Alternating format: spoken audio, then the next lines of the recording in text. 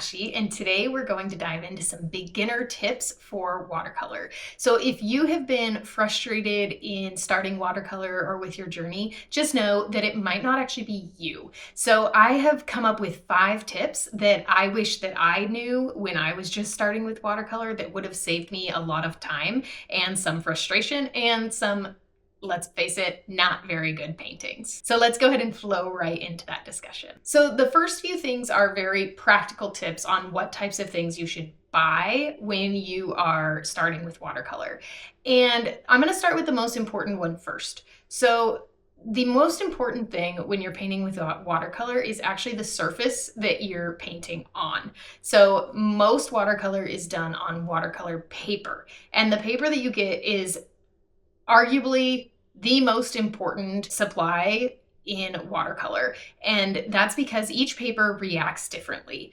And so we're going to look at some different examples of the types of paper that I suggest. If we look down at my painting table, I'm going to move some of this stuff real quick, and we're going to get started talking about the paper first. So these are all sketchbooks here. These are kind of what I use for practice and for portability, and I paint in these a lot. So we'll go over that first with different types of sketchbooks and kind of the pros and cons and what I suggest. So this top one is a Moleskine sketchbook. It is a watercolor sketchbook, and these are really popular. If you search on Amazon, these are some of the most popular sketchbooks out there. The thing with these is they are not cotton. The paper is cellulose. So that's the first thing that we want to talk about when we're talking about watercolor paper, is you kind of have your cotton options and you have your non-cotton options. Most of the non-cotton options are cellulose. Now, cotton reacts differently because it actually absorbs the water and allows the water and paint and pigment to move around on the page in very, I won't say predictable because it's not always predictable, but in a way that it spreads nicely. Whereas cellulose, the paint likes to sit on top of the paper and not seep in, and then it doesn't spread the same way. So when you're looking for paper, the number one thing, if you can, I highly recommend that you do 100% cotton paper. There are also papers that are like 25% cotton or 50% cotton, and those offer some of the benefits of your 100% cotton paper, but they can be a little funky because they're not reacting like either. So it's something that if you're going to use those, you just have to practice on them and understand how they're going to work. So with the cellulose papers, the paint is going to tend to sit kind of on top of the page and not blend out or bleed out as well.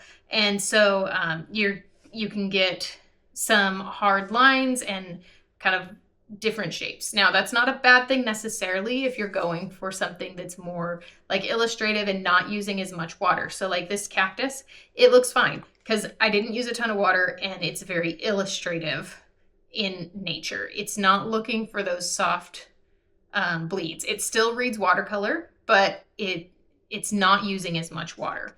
Whereas if I were going to use a bunch of water or try to do something more like, I don't know, this, I was kind of going for like a fantasy look, right? And I was trying to get these to bleed out, but you can see that those bleeds didn't work that well. And that's because this is cellulose paper. So there are sketchbooks that have cellulose paper and there are sketchbooks that have cotton paper. The cotton ones are going to be a lot more expensive, but you can find some cheaper options, but you can always look into the descriptions to see what the paper is actually made of.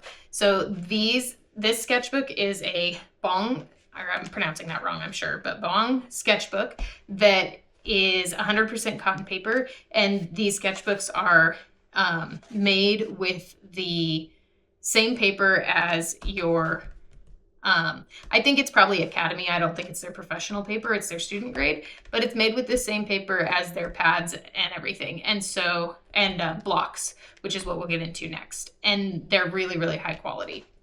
So they're going to react more similar to your, or exactly like your 100% cotton papers. So that's the sketchbooks. And Then we have our like pads or blocks, and these are all different options. So you can find so many different brands of papers. And then you're always just going to look on the front to see what they are. So if you compare these two, you know, this one, it's acid free. It says artist quality paper, right? So that doesn't necessarily mean that it's a professional grade or a cotton paper. If it's cotton, it will say pure cotton or 100% cotton. Probably 100% cotton will be on there somewhere because they want you to know. If it's cotton, they want you to know. Okay. So that's the first thing to look for. They're pretty much all going to be acid free. That helps prevent like them turning yellow over time, I think, but they're all pretty much that. And then the other thing that you want to look for is the texture. So this one just says textured surface, right? So that it just tells you that there's some texture to it. Typically, you're going to see cold press, rough, or hot press. So this is cold press paper. On the bong paper, it says grain thin. I don't think it actually says cold press on here anywhere, but that's like fine grain, which means that it's not as textured. The rough papers, which this one is rough, it actually says rough on there. So that is going to have more texture than a cold press. Okay. The more texture, the more the paint seeps in and bleeds out, but also you're going to have a harder time getting fine details. Okay. So then you can look at, like, this is a Stonehenge paper. Stonehenge, and it is the 100% cotton acid free. You're going to look at the weight also. Okay, so this one, it says 300 GSM, 140 pounds. This one's also 300 GSM. So that is how thick the paper is. So for watercolor, the thicker the paper is, the less it's going to warp. Okay, so 300 is a good target. 600 is really, really thick. It's pretty much not going to warp at all. It's also very expensive. But lighter weight papers are going to warp a lot more. Okay, so you can see there's tons of different brands, tons of options, but 100% cotton, and then kind of the cold press paper is what we recommend, is what's typically recommended to start out with. And then you can try rough and hot press depending on your style and what you're looking for. So I have rough, and I do have some hot press as well that I've used. Hot press is very smooth paper that even though it's cotton, the paint will kind of sit on top more because it doesn't have that texture to pull it in. So there's all these different options. And then the kind of gold standard of paper is Arches. I don't have a block or a pad. I purchased this in sheets, so I don't have it to show you, but that is the kind of gold standard of paper. It's also extremely expensive. So the Bong Academy watercolor paper is considered a student grade paper, but it's excellent. It's 100% cotton still, and it's nice heavy weight, and it reacts almost the same, if not exactly the same, as their professional grade paper. So that's a nice, more affordable option to some of your kind of professional grade papers. So that's kind of what I recommend. And then the Bong sketchbooks, but you can try different ones. Just know that this is probably your most important supply, because no matter how good your paint or your brushes are or your skills are, if you have lower quality paper, it's not going to end up looking the same. And there are a lot of creators that have done paper comparisons. Maybe at some point I'll do that, but you can always look up different kind of watercolor paper comparisons to see. But unless you really try them yourselves, you're not gonna find that to be quite as helpful, I noticed. But you can at least see how the paint kind of reacts on it a little bit. But I highly recommend that you try out some different options. The problem with that is expense, right? So I don't like buying things that I don't know if I'm gonna like. So sometimes you can get samples of them, and it's a lot cheaper to buy the samples, or start with just a small pad or something like that, so you can test out the paper and see how you like it. The second supply that we're going to talk about is paint. So paint matters, but it doesn't matter as much as paper, and it doesn't matter quite as much as a lot of people think it might.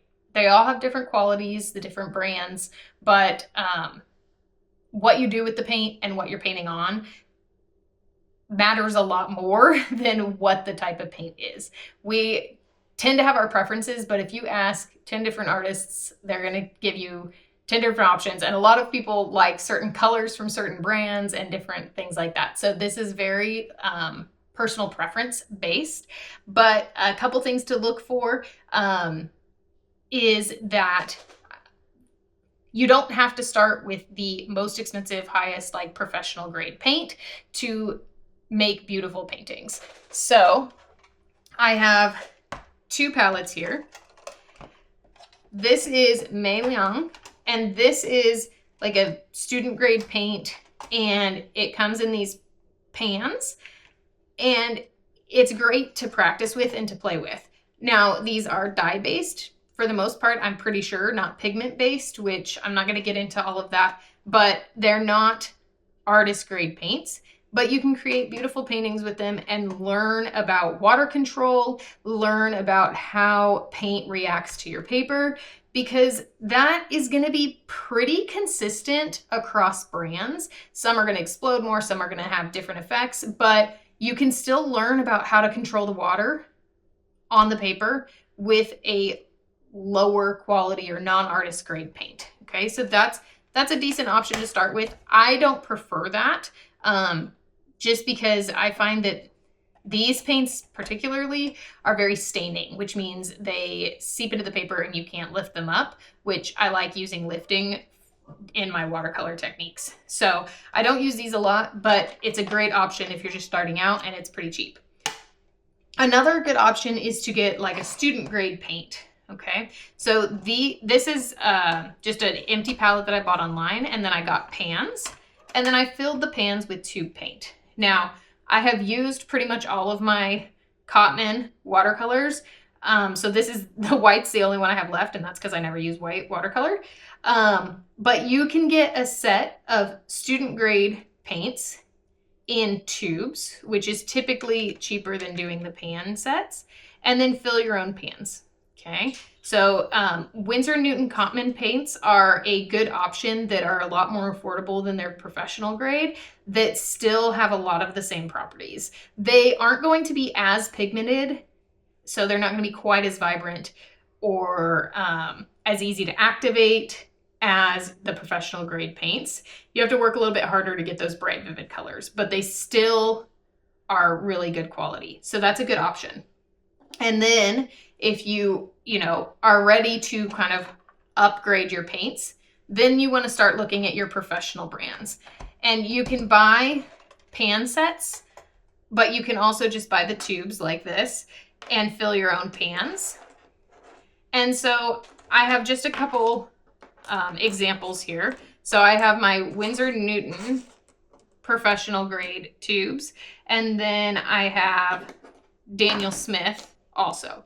And both of these are excellent. They do react differently. So again, this is where personal preference comes in, but both are excellent, and you can not go wrong with either of these two brands, really. The Daniel Smith, I like it mostly for beginners that are looking to kind of upgrade, because they have this called a split primary set, and you can pretty much mix anything with these 6 colors. So that's a nice option that Daniel Smith gives, is that you can actually just buy this as a set. And I love that option. So props to them.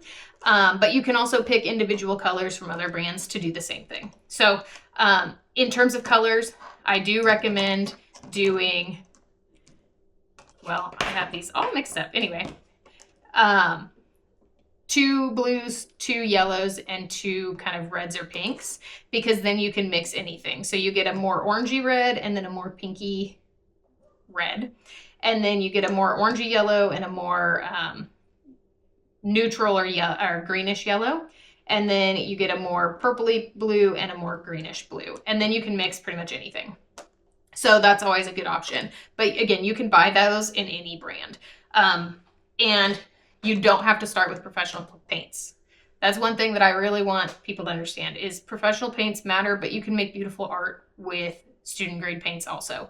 There's nothing wrong with the student grade paints, really. You just typically have to use a little bit more paint to get the same vibrancy. All right, so moving on, we're going to talk about brushes next. So brushes are probably I would say the least important supply in terms of what ones you buy.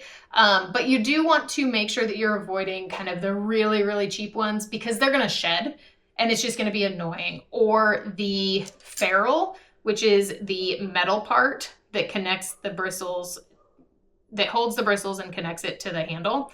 That'll be loose and it'll start to degrade over time. So I would just recommend don't go with ultra cheap, but you don't necessarily need to go out and spend a ton of money on brushes. I have a ton of brushes, but I find myself always going back to the same ones. And so I like to use the Dugato brand, and these are just from Amazon. Okay, I just got these on Amazon. It was a huge set, not very expensive. Okay, so I have Dugato, and I have two different types. So this one is a synthetic brush that, if you see, these are dry, but the bristles are really snappy, right? They snap back into place. It holds a nice point. This is a squirrel hair brush, and you can see the bristles don't snap back and it doesn't hold a point, right? It's more like, I mean, it is hair, it's squirrel hair. And so they hold a lot more water than this type of brush. And so they're great for like large washy type paintings and to transfer a lot of water. So I use that a lot. And then I use the Dugato more snappy version. And I like just the traditional round shape. And then it comes to a point so you can use these for details. I have tons of different sizes. I mean, it came in a giant pack, but I don't think I've ever used this one. It still has the glue on it. But if I'm using a brush that big or need that much water, I'm probably using a squirrel hair so that I can transfer all that water. But I tend to gravitate toward like a 16 for one of the largest ones, or 18, I think is what I usually use. Anyway, and then I do use the 8 and the 10 a lot, and the 2 I use a lot. I do have a 0, but the point I've kind of messed up, so I don't actually use the 0 as much as the 2. But if you just get a few different sizes of round brushes that hold a good point, then you're going to be in pretty good shape. There are also a ton of different brushes that you can get. I have a liner brush. I don't use it a ton, but it's helpful. You can get flat brushes. You can get different, like, what is this called? It's not a filbert. Anyway, I can't remember what this is called, but maybe it's not really a dagger either. But anyway, you can get all sorts of different shapes of brushes. I use the flat brushes some. I use the liner brush some. I don't use the angled ones really at all. I know people like cat tongues brushes. I don't even have one of those.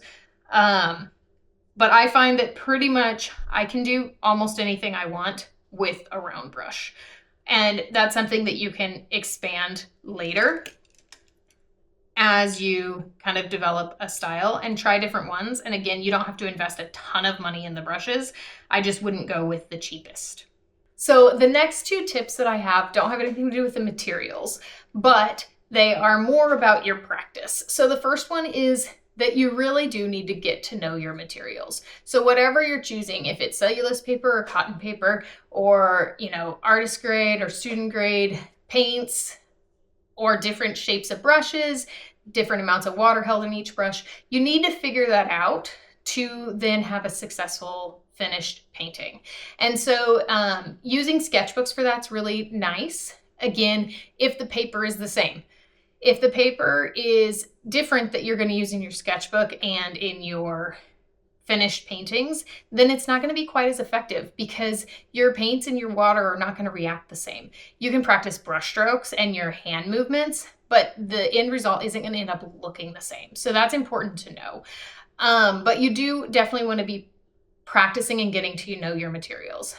The best way to do this is putting paint on paper. Now, everybody learns differently though. So putting paint on paper is going to look different for some people than it does for other people. Some people love doing drills, love doing swatching, love doing all of these things. Other people just want to dive in and do a painting. And either way is valid as long as you're using that practice intentionally. So even if you're diving in and doing a painting, you want to be seeing, okay, well, I did this specific thing and this was the result. Same if you're doing the drills. Just doing the drills to do the drills isn't really going to help, just going through the motions. You actually have to be paying attention to what you're doing and seeing how things are reacting. The next thing would be to learn by reading, right? So we can learn by doing, which you're going to need to do. It's an actual manual skill that you have to learn by doing, but you can learn by reading as well. So there's tons of books on watercolor from beginner to advanced, and reading about these things is going to help expand your knowledge because you can't do something that you don't even know exists, right? So practicing and experimenting definitely makes sense, but you can also learn from other people's practice and experience also. And, oh, I had never thought about trying that thing. Let me try that thing. So that's a fun thing to see in books. And then also each author is going to have different ideas about things like drills and mixing colors and techniques that they like. And so by reading about them, you might be able to incorporate some of those things into your practice. One recommendation that I have for this is check out your local library. Library cards are free, and you can go in and check out books on any subject out there. And I found a lot of really good art books, art history books, watercolor history books, and then a lot of different technique books as well, and tutorial type books. So check out your local library, and then you have tons of options that you don't even have to invest in monetarily, just your time. You can also use the internet, obviously, as a guide. There's blogs and different articles out there that you can read. This can sometimes be a little bit harder because it's not an organized, presented fashion. So it depends on, again, your learning style and how you prefer it. But books are nice because they're laid out nicely. They're broken into chapters, and so it's already organized for you and you don't have to worry about organizing it yourself. Another one is to learn by watching or seeing other people do things. In the age that we're in right now, that's super easy because you have access to the internet and YouTube, right? So you can watch tons of tutorials, tons of informational content about watercolor, and then try to copy or emulate that technique and that style. Now, sometimes you don't have to even do the tutorial. So I do that a lot. I'll actually play through a whole tutorial and watch what they're doing. And I don't even do that painting, but I can implement some of those techniques into my future paintings, which is kind of a fun way to adapt and learn from those online teachers. And that's what, these people that are creating content, that's really what they are. They're teachers. They're here to educate you, and you can use that information however you'd like in your practice. Now, with that also, there are people like me who are auditory learners. I learn by hearing. Now, for something like art and painting, that's kind of awkward. Usually, it's not something that you're like listening to, right? You're watching it or you're doing it. But I found that sometimes just putting on a tutorial in the background, I can hear and listen to the way that the artist is describing what they're doing instead of watching it. And that can kind of trigger my brain to picture the technique and picture how I would implement it rather than watching how they're implementing it. And so this kind of imaginary practice can be really helpful for me personally. So that's something, if you haven't tried it before, I recommend giving a shot while you're driving or something. Put your phone down. Don't be tempted to look at it, but you can play a tutorial and listen to the techniques that they're describing.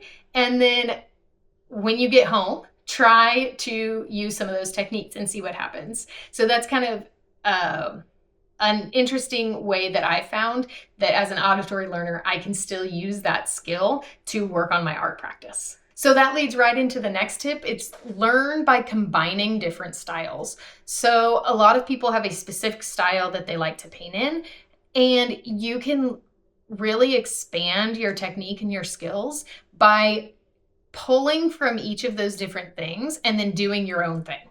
So instead of just following a tutorial, maybe take a reference photo that you've taken yourself that you're like, I'm interested in painting this, and watch a few different artists paint similar subjects. So if it's a cityscape, watch people paint cityscapes. If it's a landscape, do that. Watch people paint that. If it's portraits, watch people paint those. And then turn it all off and then do your own thing and combine all of those different techniques and see what works for you. And so that's, again, a good way to develop your own style instead of just copying somebody. So my last tip, I'm going to show you a few examples, but the thing with watercolor is one of the most common, I would even say, self-critiques, not necessarily that other people are saying, even though sometimes that happens. But when you look at a painting and you're like, it's muddy, or I overworked it. Now, those words are subjective. An overworked painting to somebody might look great to somebody else, but you have to know where that line is for yourself, or you won't push your paintings to that next level. So sometimes you have to go too far to find that stopping line. And so that's, again, where sketchbooks come in. So if I look, again, I showed you this painting already, but this, I went too far, in my opinion, both on the flowers and on the butterfly, right? And so I take that experience and then I can apply it later and know kind of a little bit easier when I should stop without making it look underdone, right? We talk about overworked, but underworked could be a thing also.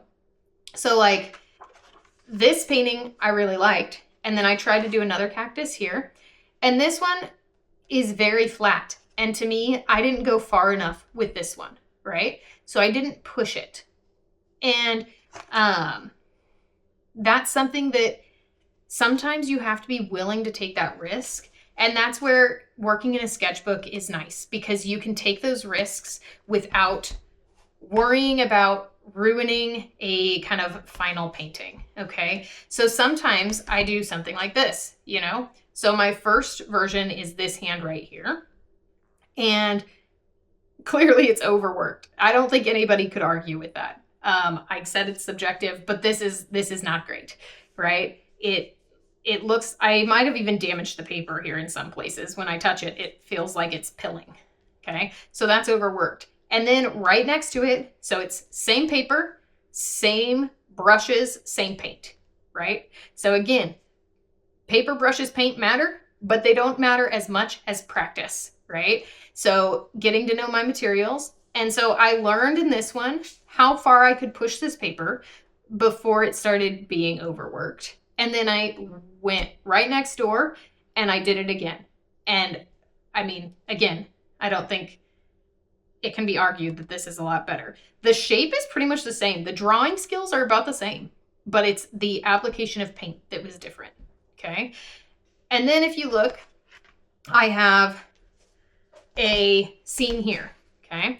Now, I kind of like this painting, but it does look tortured a little bit, especially in the background and some of these bushes and up here where the green is hitting the purple.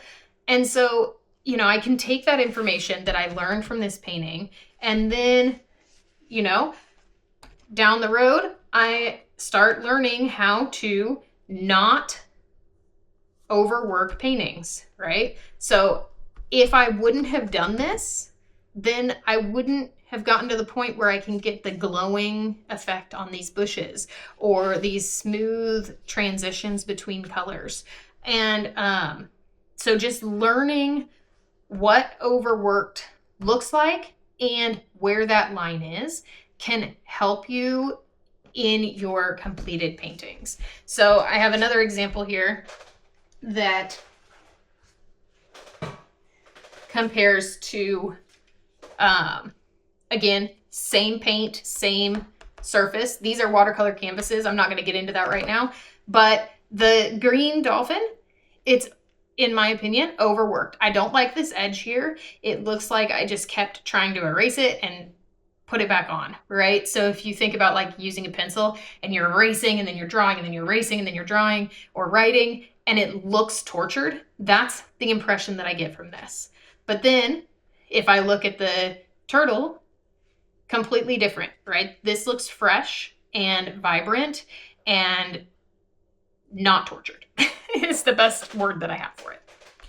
Okay. And then same with these. Now these two are not on the same type of paper. Both are 100% cotton, but I don't like this paper and I do like this paper. I'm not going to get into that right now about even what brands they were, but still, they both are 100% cotton. But you can see I did this one. They're similar colors, really, and obviously very different subjects, but I learned that trying to lift away to bring the white back didn't work. And then I tried to use an opaque white, which I used Dr. Paige Martin's Bleed Proof White, and going over the green did not work. It didn't work at all. And then, so I learned that if I wanted to do that, I needed to be more careful with saving the white space, which I think I did very effectively in these stones here. So it's things like that where sometimes you have to push it too far or else you'll never push far enough. And being willing to take those risks and setting yourself up to take those risks without making yourself frustrated or angry is important. So whether that's using a sketchbook or buying a pad of paper that you know this is going to be for practice, and maybe it's a smaller pad of the same paper, right? So that you're practicing on the same surface, but it wasn't as expensive. So you're like, well, I can justify using this smaller pad to practice. And then when I go to the bigger pad, I'll have more knowledge of how that paper works and how far I can push it and the techniques that I should use on it. So I highly recommend that you do take some time to invest in that, because if you don't, then time and money. Because if you don't, then when you do move to those more expensive papers, you might not be happy with your results anyway. So it's better to invest a little bit so that your results are better later than to jump straight to it and be like, yes, I know what I'm doing, and then not be happy with the results. That would make me more frustrated personally. So just a quick recap. Paper matters the most. Paint matters some, but not as much as paper, and not as much as some people might think or try to convince you of. Just get some paint that's not the lowest quality, but decent quality. Brushes, same thing. Don't matter that much. I recommend round brushes and a decent quality so that they're not shedding and frustrating you that way. But really, the point is you have to get out there and do it. So you can learn by watching, listening, and reading, but then you have to implement it into doing. And when you're practicing your art, don't be afraid to push a little too far to know when finished is for you. So if you're just starting, don't be stressed about getting everything perfect to begin with. And if you're continuing your art journey, still don't be stressed about getting everything perfect, because nothing's ever perfect. And that's the point of art, is that there are flaws and there's human interaction with the materials that make it personal and make it tell a story more. So until next time, thank you so much for watching. If you like this video, give it a like, check out my channel, subscribe for tons more content, and keep those paints flowing.